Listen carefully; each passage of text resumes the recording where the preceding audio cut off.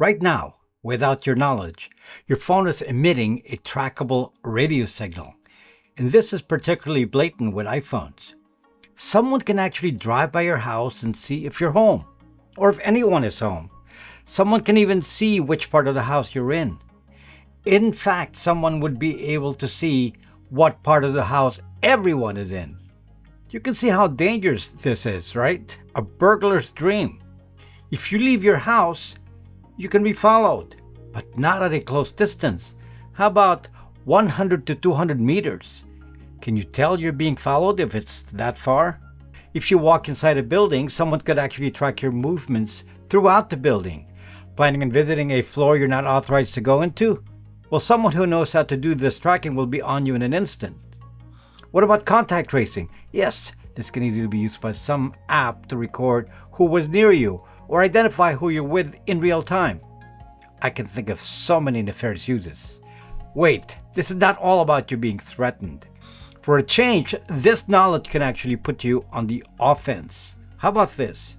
You think someone is following you? Easy enough. You can actually see who's around you as identified by these same radio signals. Is someone constantly present even as you move around a large area? That's suspicious. But now we can tell.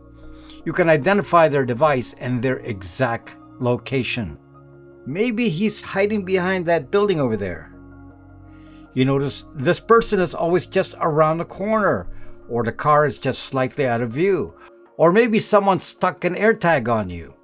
So knowing about this can give you offensive information. Turn the tables on the bad guys. I call this counter surveillance. What makes this possible is that all of you are emitting a radio signal that used to be hidden, but it is not hidden any longer. As expected, many hackers have figured it all out, and they now use this in ways one never thought about before. And if you know about this technology and understand it, you end up on top. You can use it for counter surveillance to protect yourself. You become the tracker. Those who do not know, well, you can only end up as the victim. As they say, if you know, you know.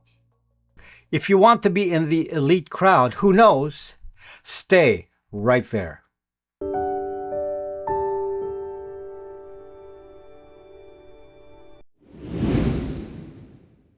What's going on? What I'm going to talk about is a technology brought to wide use first by Apple, then followed by Amazon, and now by Google.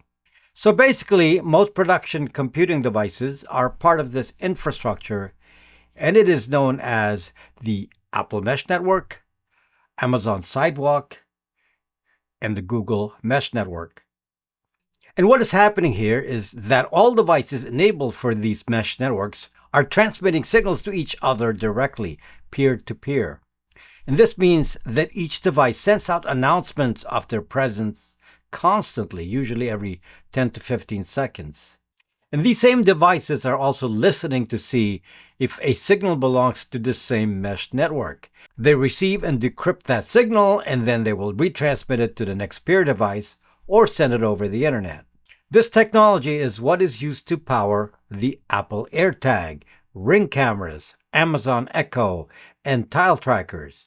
And in the future, it could power remote surveillance devices and drones, a la Skynet. The assumption made is that these devices will be used to create a separate communication layer that operates independently from the internet. However, what these companies did not plan on, and it should have been obvious, is that someone else could listen in on the signal. And though parts of the signal may be encrypted, other parts are not, and that makes it useful. I want you to first learn what this is all about. Then later I will teach you how to actually use these tools for offensive counter-surveillance. What is the technology? The actual technology basis for all this is called Bluetooth Low Energy, or BLE. First of all, I want to make it clear, this is not about hacking your phone. Some of you are concerned about someone hacking your phone through Bluetooth, like through the use of technologies like Apple AirDrop. Well, that is a possible concern since AirDrop also uses BLE. That is a different issue since that technology requires your permission to accept an AirDrop. The main threat I'm talking about here is that your device is blindly doing BLE emissions constantly, all day, all night, every few seconds, and you have no input on this. The devices that transmit these are all the Apple products, from iPhones to Apple TV to Apple earphones. Then you have trackers like Airtag and Tile. Then you have wireless earphones and headphones. What about your car fob, your IoT-enabled washer, dryer, and refrigerator, your Amazon Echo, your Ring camera, and other security cameras? The worst, of course, from a privacy viewpoint, are the devices that move with you. Now, there are many apps that can track these emissions, and I'll discuss that later. Some years back, I wanted to write an app to do this with Wi-Fi, and I started that app but got too busy. Your phone also emits a Wi-Fi emission. In fact, all phones emit a Wi-Fi signal, and this can in fact be used against you to do denial of service. You can be disconnected from the internet very easily. That was the app I was making, and I got that part running already, and I put the beginnings of it on GitHub. But since then, BLE started to become commonplace. In fact, the only thing that was stopping the full adoption of BLE was Google. I think Google only enabled the Google Mesh Network on Android a year ago. So now all modern phones emit this radio signal. Technology description of BLE. I did a video on BLE in 2021, and then I did several videos on Skynet that actually specified BLE as the Skynet enabling technology. So if you search for Skynet on my channel, you'll find detailed explanations of BLE. There are other implications to BLE that I state in the Skynet videos. However, today I'm just going to give you a general description of what happens here. Bluetooth Low Energy is the new powerful version of the old Bluetooth you've known since forever. The original Bluetooth is called Bluetooth Classic, and that's what powers your remote headphones, earphones, and portable speakers. I would not classify Bluetooth Classic as dangerous. It is rather tame and really has limited effect on your devices. In order for one device to send audio to another, you have to simultaneously engage in pairing on both devices. So it doesn't trigger without that. If it's not searching for a device to pair, there's no obvious signal. Typically, only some app can trigger it to send a signal. But Bluetooth Classic is very limited. Its range is no more than 15 feet, typically, or about 5 meters.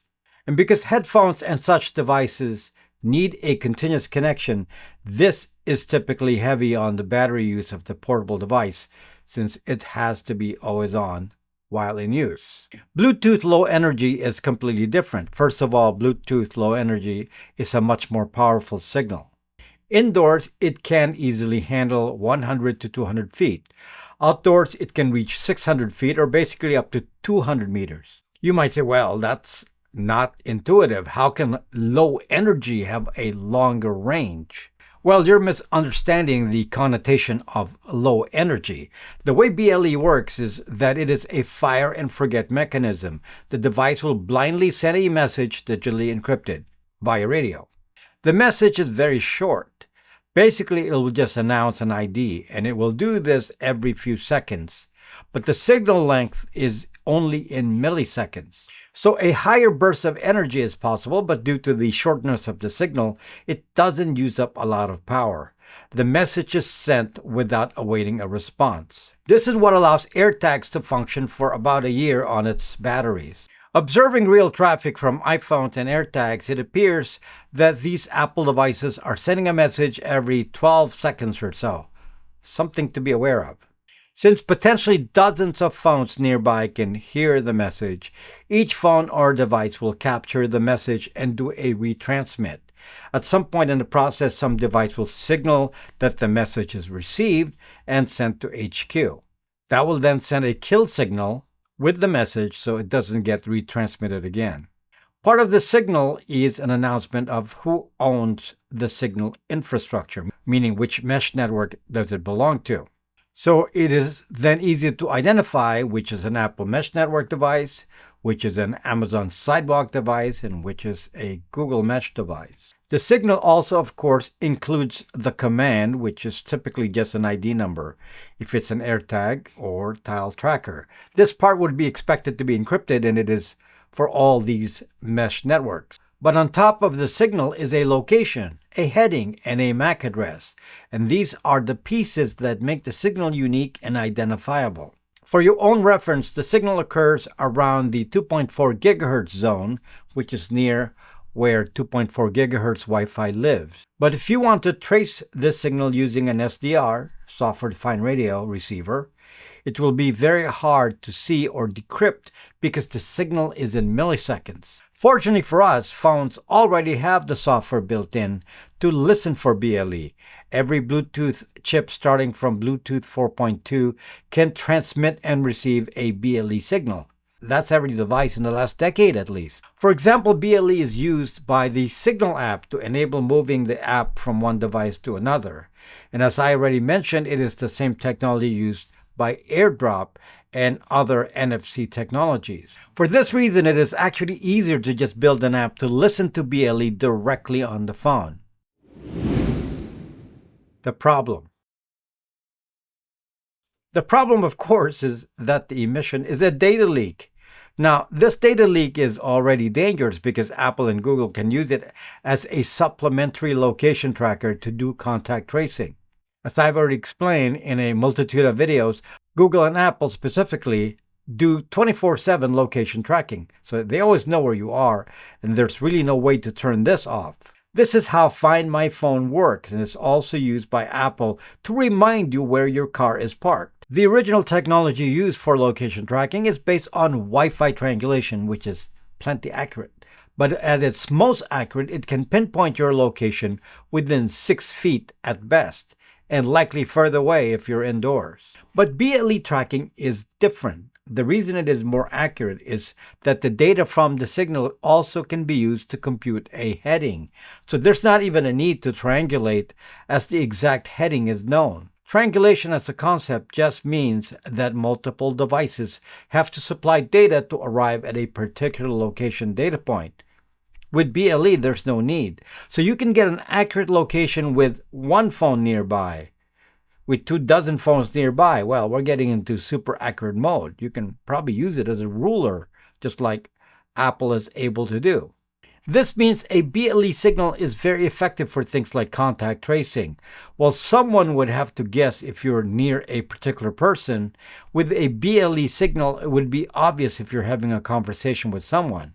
Thus, if we have another pandemic crisis, the government of California can go identify us individually from big tech and lock us up if we don't conform. California big tech companies, of course, were first to implement contact tracing apps, though now this new technology is on steroids. Depending on the device, the MAC address reported by BLE may or may not be permanent.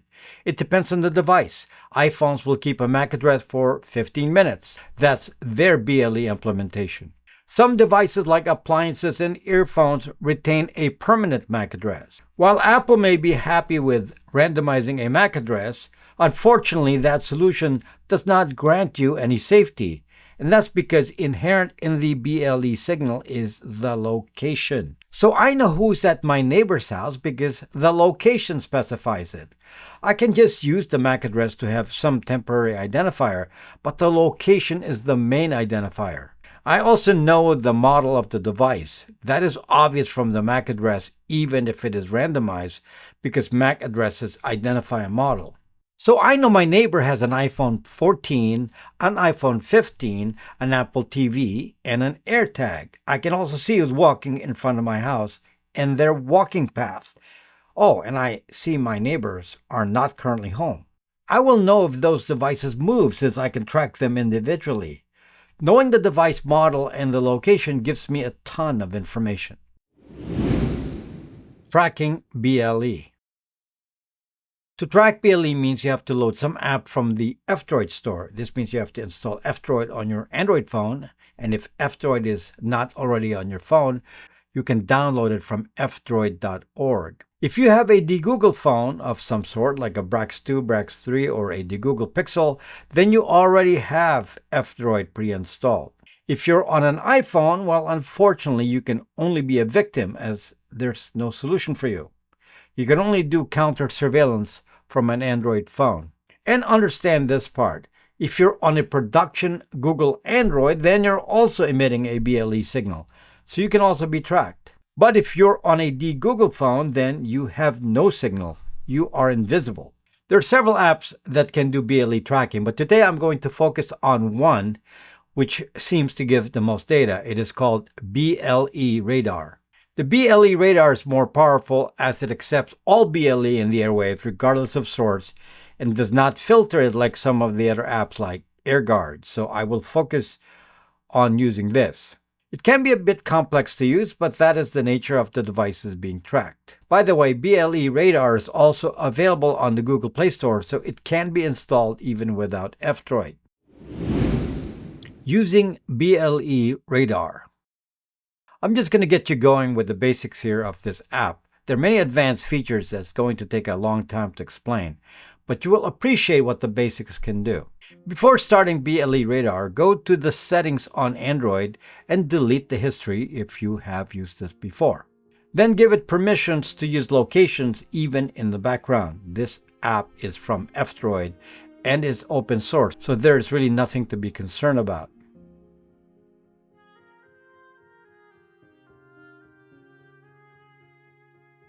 You can always do a long tap on the app icon and select Force Stop when you're not using it. This way it's not using up battery. Now start the app and note the options at the bottom, which are Device List, Radar Profiles, Journal, and Settings. First, go to Settings.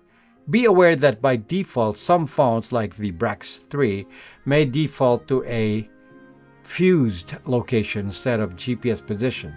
I would use GPS position to get the most accurate data on the positions of your targets, but realize that indoors GPS does not work, so the location of your targets will work better outdoors.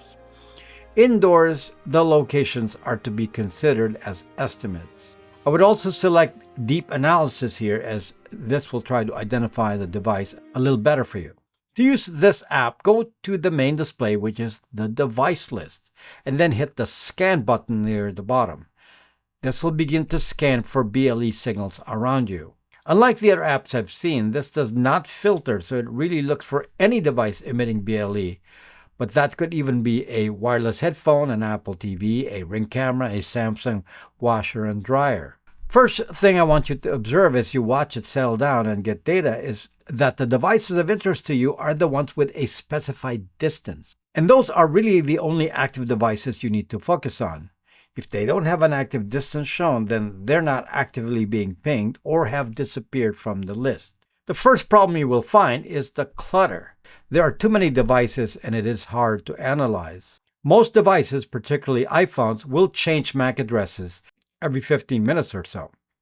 This means they appear on the list for 15 minutes at the maximum, and then they disappear from the list and a new one appears.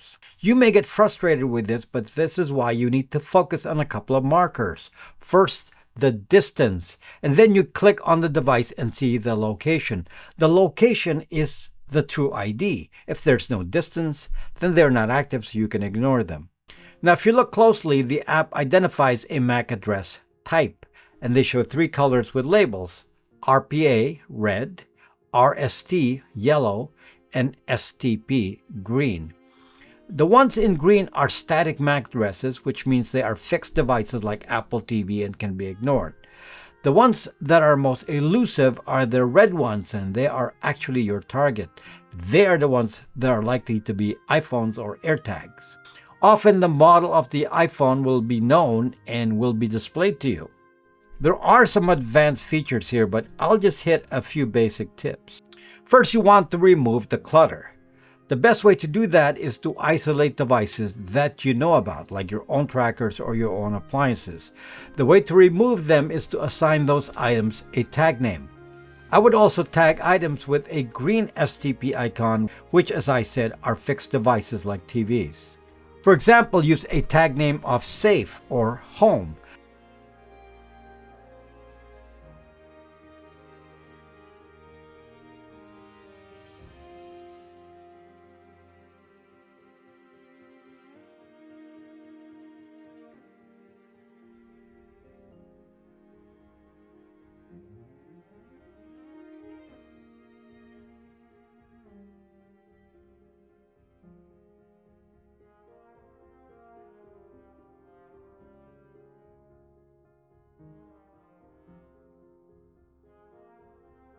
Then you add a filter at the top using the Add Filter button. And as I do here, I click on Not and then tag name and I pick Home. So Not Home. So now all items marked as home will not display. Then I can focus on foreign devices.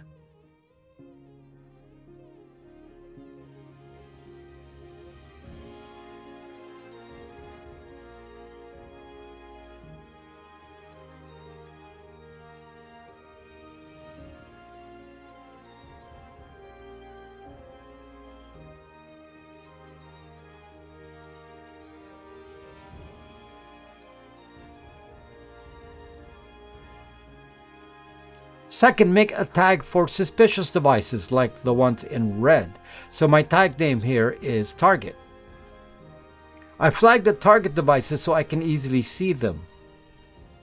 But again, the main thing to focus on is the distance. If no distance is specified, ignore them. Are they moving? Are they in the same spot? Within a 15-minute range while the MAC address is active, you can see the location of the device, so you know your neighbor has an iPhone 14 and an iPhone 15. If the Apple device is past 15 minutes of detection, ignore it, and it is likely the new one above it. And the distance will disappear anyway, so that's your clue. The unmarked red ones are likely Airtags. Now watch the moving ones.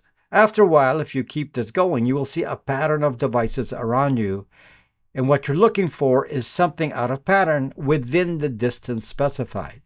At least from indoors, I seem to be able to scan around 50 meters around me, which is approximately 160 feet, and that is scanning from my indoors to my neighbor's indoors. Outside, you should get a wider range. The specs say up to 200 meters. So again, watch the characteristics of the devices here. The MAC addresses are only valid for 15 minutes, so you don't have a permanent identifier, but you will know where each device is located and potentially the type of device. There's enough to see if someone is hiding around a corner or sitting in a car. At least from my experience, I'm spotting more iPhones than any other device, and these are the ones broadcasting the most, so they're the most vulnerable. In the US, 57% of households have iPhones, so I wouldn't be surprised if some areas would be 80% iPhone-based. Except for my household, all my relatives are on iPhones. This app has more advanced features that you can experiment with. The author's English isn't particularly good, so the explanations aren't obvious, but there are options to see if a device is always following you, at least within a 15-minute interval. If you're on the road, that would be suspicious, as it would indicate that someone popped an AirTag on your car or someone is physically following you. For a better viewing experience, always set the phone to allow rotation so that you can look at the map in landscape mode and have a more accurate and bigger view. Other apps. There are other apps that track BLE. One that concentrates on Apple AirTags, iPhones, and tile trackers is AirGuard, also from F-Droid. After using this, I find that it filters too much information and limits itself to displaying Apple products mostly. So you will likely miss things with this if you're trying to go on digital offense. There are other products on Google Play Store if you search for BLE Radar or Aurora Store, and many of them are paid and have prettier interfaces. Some have a sensor that allows you to search for them by showing if the signal is getting stronger or weaker. But as far as raw data is concerned, BLE Radar has the most comprehensive data, though a little clunky to use and not the prettiest UI. Summary. After using this for a while and getting used to watching patterns and looking only at items with distances and filtering out house appliances, you really get a sense of the movements of people and devices around you. If you're concerned about this being used against you, reconsider your use of iPhones and store your headphones and wireless earphones when moving around. Try this app so you can get a sense of how vulnerable you are, and you can start managing your radio emissions profile. Folks, thank you for watching my videos. As many of you know, this channel does not have sponsors, and we primarily sustain ourselves by just creating products and services that we use to defend our privacy posture. I'd like to invite you to visit our community site, BraxMe, which has a growing community of privacy enthusiasts. There are people from various walks of life and beliefs converging together in the mutual support of privacy issues. We have a store there with products ranging from the Brax virtual phone service, Braxmail, Bytes VPN, and other services. All these tools are used by the privacy aware, and you can even talk to the actual users of the products directly. Join us. We'd love to have you there, and you don't even have to identify yourself to be part of the community. The very successful Brax 3 phone is also available for pre-order on its second batch. The first batch has been sold out. Information about that is on braxtech.net. Thanks also to those who donate to us on Patreon, Locals, and YouTube memberships. You are all appreciated. See you next time.